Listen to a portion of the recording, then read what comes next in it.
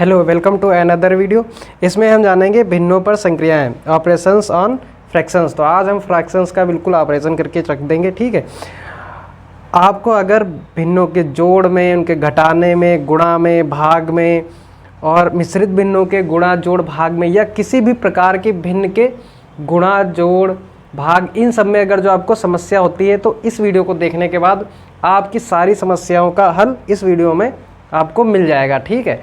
तो पेशेंस के साथ पूरा वीडियो वॉच करना है, आपको कॉपी पेन लेके बैठना है। कुछ पॉइंट्स जो मैं इसमें नोट कराता रहूँगा उनको आपको नोट करते हुए चलना है।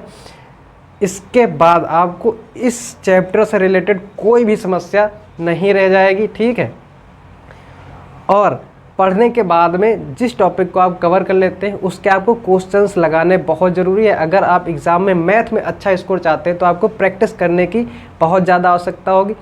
सबसे खास बात है कि आपको कैलकुलेशंस आनी ही चाहिए, और ये चैप्टर अगर आप नहीं पढ़ते तो आपकी कैलकुलेशंस आप नहीं सॉल्व कर पाएंगे, क्योंकि प्रश्न अब वैसे नहीं रहे जैसे पहले आया करते थे, ठीक है। अब आपकी कैलकुलेशन तो अच्छी होनी चाहिए, प्लस साथ ही साथ आपको सिंप्लीफाई करना आना चाहिए। नंबर्स जो हैं अब सिंपल नंबर्स नहीं दिए जाते हैं, और रेशनल नंबर, फ्रैक्शन नंबर, इन्हीं का ज़्यादातर प्रयोग होता है, ठीक है। तो आपको ये चैप्टर तो अच्छे से आना ही चाहिए। तो सबसे पहले देखते हैं कि भिन्नों का योग एवं अंतर। तो भिन्नों के योग एवं अंतर में अगर जो हम बात करेंगे तो सबसे पहले आप ये देखेंगे कि कोई भी दो संख्याओं को ही तो जोड़ा जाता है। तो भिन्न जो होती हैं वो p बटे q के रूप में लिखी जाती है। जैसे कोई भी भिन्न लिखी होगी वो p अपॉन q के रूप में होगी, और दूसरी भिन्न m बटे n के रूप में हो सकती है, या फिर m बटे q के रूप में हो सकती है। कहने का मतलब ये है कि ये ऊपर क्या होता है, ये अंश है, और नीचे कौन सी संख्या है, हर है। तो कभी क्या होगा कि दोनों में अंश हो सकता है समान हो, जैसे हर अलग हो, अंश समान हो सकता है, हर अलग। तो एक भिन्न को इतने प्रकार से लिखा जा सकता है।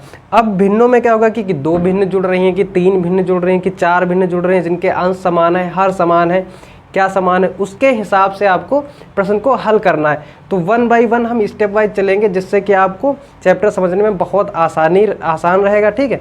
तो आपको ध्यान से फोकस के साथ में पढ़ते हुए चलना है, ओके। तो सबसे पहले देखते हैं ऐसे भिन्न जिनके हर क्या है, समान है, उनको किस प्रकार से जोड़ा अथवा घटाया जाएगा, देखते हैं। तो जिन भिन्नों के हर समान है उनको एक उदाहरण से समझते हैं। जैसे यहाँ पे मैंने एक उदाहरण लिया है, 1/5 प्लस 1/4, यहाँ पे है 9/27 माइनस 3/27। यहाँ पे आप देख पा रहे होंगे कि जो हर की संख्या है वो समान है। तो इनको क्या करता है, जो हर में दी हो संख्या अगर जो समान है तो उसको वैसे ही लिख लेते हैं नीचे, ठीक है, और ऊपर की संख्याओं का योग कर देते हैं। जो अंश में संख्याएं हैं वो डायरेक्टली जुड़ या घट जाएंगी। नीचे की संख्या को एलसीएम लेके एक बार में ही लिख देना है, ठीक है।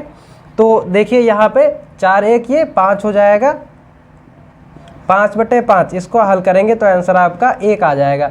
ऐसे ही यहाँ पे अगर जो देखेंगे तो 27 कॉमन ले लेंगे, यहाँ पे 9 माइनस 3, और 9 में से 3 घटाएंगे तो ये आ जाएगा आपका आंसर 3 9 27, 1/9। तो इस प्रकार से आपको संख्याएं हल करनी है। जब क्या है, हर समान है तो ऊपर की संख्याओं को आपको जोड़ या घटा देना है, ठीक है। इस बात का ध्यान रखना है कि ये फ्रैक्शन जो है सिंपल फ्रैक्शन है, ना कि मिश्रित। यहाँ पे देखो पूर्ण संख्या नहीं दी है, तो इसको इस प्रकार से करना है। हर समान है तो उसको एक बार लिखना है, अंश की संख्याओं को जोड़ देना है। अब बात करें संख्या उसकी जिसका हर समान नहीं है। बात करते हैं जब हर समान नहीं है, ठीक है। तो यहाँ पे देखो इसके 2-3 मेथड हैं। जब भी संख्याओं के हर समान ना हो तो उनको आपको हरों को पहले समान करना है, उसके बाद ही आप संख्या को हल करेंगे, ठीक है। तो हर को समान करने के कुछ तरीके हैं, उनको पहले देखते हैं। जब भी दो संख्याएं दी हों आपको इन तीनों का लासा ले लेना है। क्या करना है, एक तो मेथड है लासा ले लेना है। एक क्रॉस मल्टीप्लाई आप बहुत ज़्यादा सुनते होंगे कि कैची गुणा, ठीक है, वो होती है।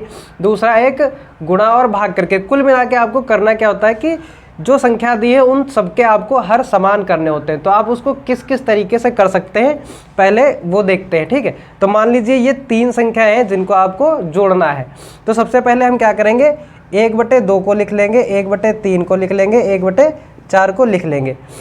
अब इन तीनों का अगर जो आपको लासा लेना हो, एलसीएम, तो वो क्या होता है 12 होगा। ठीक, एलसीएम क्या आएगा इनका 12 आएगा। तो यहाँ पे इसको देखो 12 करने के लिए 6 से गुणा 6 से भाग, और इसको क्या करना पड़ेगा 4 से गुणा 4 से भाग, इसको क्या करना पड़ेगा 3 से गुणा और 3 से भाग। तो ये हो जाएगी आपकी 6/12, ये हो जाएगी 4/12 और ये हो जाएगी 3/12। अब क्योंकि तीनों में 12-12 कॉमन है तो आपको ऊपर की संख्या है सीधे सीधे आप जोड़ सकते हैं, नीचे 12 लिख देंगे, आंसर आपका 13/12 आ जाएगा। ठीक, एक तो ये तरीका है। दूसरा ये कि एलसीएम तो आपको लेना ही पड़ेगा। ठीक, दूसरा ये कि अगर जो ये 3 संख्या है तो इनको अलग अलग लिख ले, 1/2 प्लस 1/3 प्लस 1/4। तो हम क्या करें, पहले इन दोनों को हल करें। तो पहले इन दोनों को हल करने के लिए एक नियम होता है क्रॉस मल्टीप्लाई, उसमें क्या करते हैं इन दोनों का गुणा नीचे लिखते हैं। तो 2 3 6, इस संख्या को अभी ऐसे ही नोट कर लेते हैं, इसकी गुणा लेफ्ट वाली संख्या से, तो 3, 1 गुणे 3 प्लस इसकी गुणा इधर तो 2 गुणे 1। इसको आपको हल करेंगे तो 3 प्लस 2/6 प्लस 1/4, इसको हल करेंगे तो 5/6 प्लस 1/4 टोटल आ जाएगा। अब यहाँ पे फिर से आपको कैंची गुणा फिर से लगाना है, तो 6 चौक 24 और इधर ये 5 चक्कू 20 प्लस 6, तो ये आ जाएगा 26/24। इसको काटेंगे तो 13, ऊपर नीचे 12, ऐसे करके हल कर सकते हैं। तो क्रॉस मल्टीप्लाई भी आप कर सकते हैं।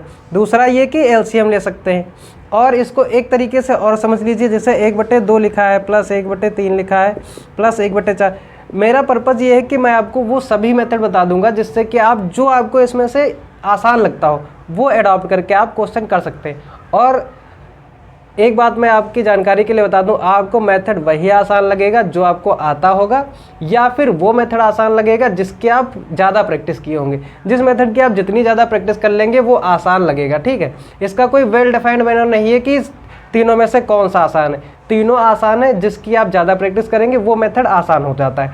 किसी के लिए भी आप देख लीजिए, सबसे पूछेंगे कोई दूसरा मेथड बताएगा, कोई दूसरा मेथड, क्योंकि उसने जिस मेथड की ज़्यादा प्रैक्टिस की है वो उसको उतने अच्छे से सॉल्व कर पाएगा। तो आप जिस मेथड की ज़्यादा प्रैक्टिस करेंगे उस मेथड से आप उसको सॉल्व कर पाएंगे।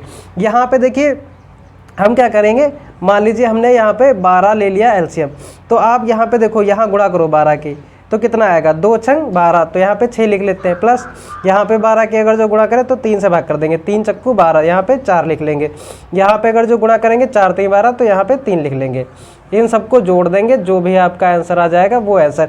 अब मान लीजिए यहाँ पे संख्या होती, जैसे यहाँ पे 4 होता, तो 2 छंग 12 फिर 6 चौक 24, तो यहाँ पे 24 आता ना कि 6। तो आपको इस प्रकार से भी आप इसको सॉल्व कर सकते हैं। ठीक है, तो ये तो हो गई जब हर समान नहीं है और जब हर समान है। जोड़ और घटाने के बाद यहाँ पे प्लस माइनस होता तो उसके हिसाब से ले लेते हैं। मान लो यहाँ पे संख्या माइनस में लिखी होती तो ये भी यहाँ पे 4 माइनस का आता, तो इसको घटा देते। अब बात करते हैं कि भिन्नों की गुणा और भाग किस प्रकार से करेंगे।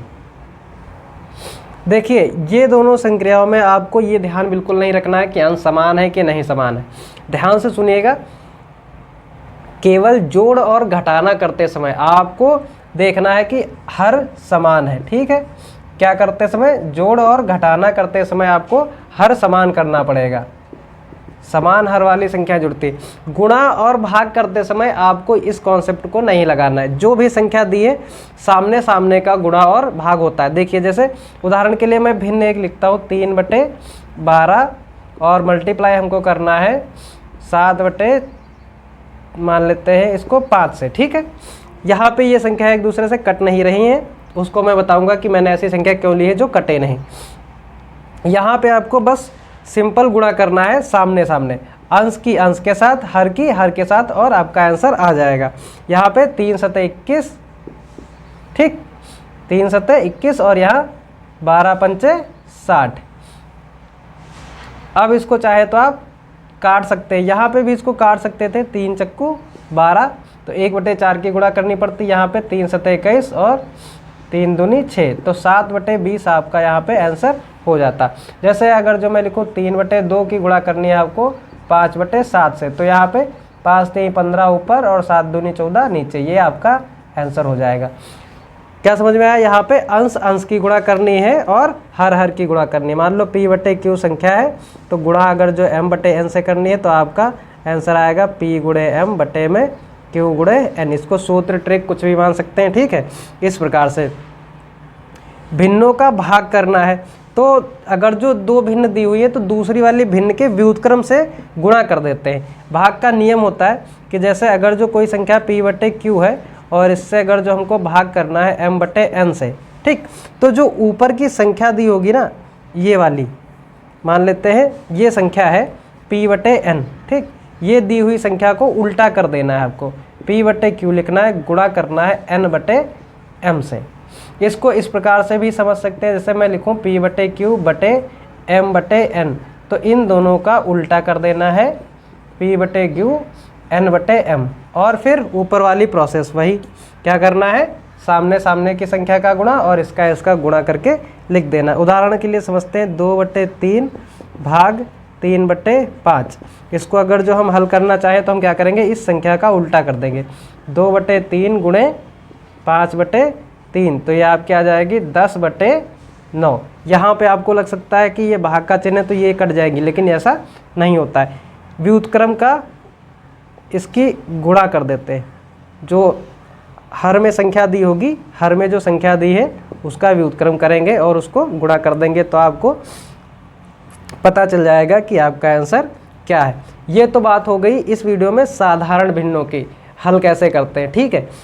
नेक्स्ट में हम डिस्कस करेंगे कि जो मिश्रित भिन्न होती हैं, जैसे संख्या लिखी होगी a सही b/c और इसको +- d सही e, या हम ये कह लें कि 4 सही 1/5 को आपको जोड़ना या घटाना है 9 सही 1/19 में, तो इनको कैसे हल करेंगे उसकी मैं ट्रिक्स डिस्कस करूँगा नेक्स्ट वीडियो में, ठीक है।